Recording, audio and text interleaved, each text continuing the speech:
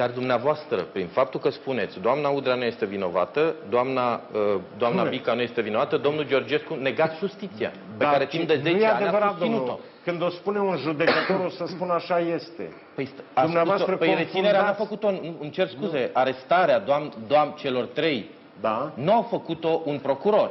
Arestarea au făcut-o niște judecători. Domnul Rareș Bogdan, acum nu sunt arestați pentru că sunt vinovați.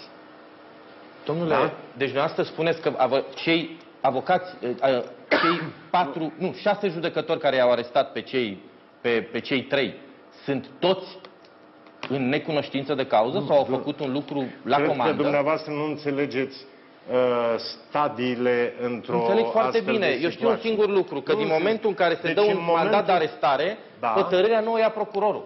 Nu. Păi asta vă spun și eu. O ia judecătorul. Iar dumneavoastră spuneți că domnii respectivi ne sunt nevinovați. Asta înseamnă că negați actul judecătorului respectiv. Cu tot respectul. Domnul poate n-am înțeles eu bine. Rareș Bogdan, n-ați înțeles justiția.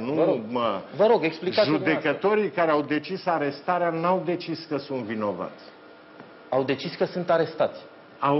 Au decis că este necesar arestul preventiv pentru a nu se compromite probele. Că judecătorii respectivi au făcut un abuz prin faptul că i-au reținut? Au făcut ce? Au făcut un abuz prin faptul că i-au arestat? Nu. Acești judecători au aplicat legea și conștiința lor. Deci considerați că judecătorii din cazul Georgescu, Udrea, Bica, că n-au fost aceiași, sunt judecători care și-au făcut treaba și au mers pe probe.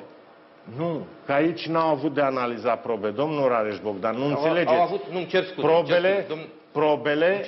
Probele se duc când începe procesul. Acești oameni încă nu...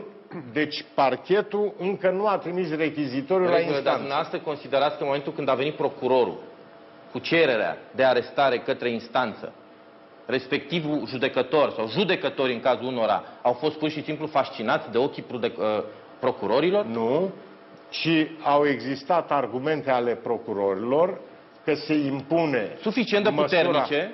Dar nu... dar atenție. Pot ieși nevinovați. Sigur, dar deocamdată nu știm asta. Pot fi vinovați sau nevinovați.